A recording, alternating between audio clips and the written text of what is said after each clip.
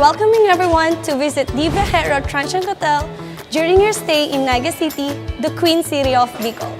The Viajero Transient Hotel is located at 2nd floor, CBD2, Ninoy and Curry Avenue, Triangulo, Naga City.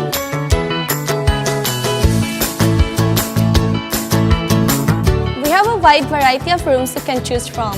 It varies from standard double, superior rooms, deluxe rooms, and family rooms.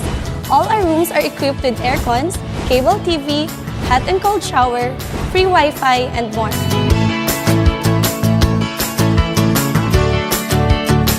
You can also enjoy our delightful dishes and refreshing drinks at Cafe Di Calesa.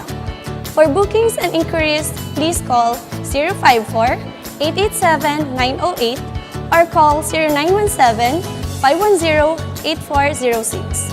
You can also visit and like our Facebook page at The Viajero Transient Hotel or email us at theviajeronaga@gmail.com.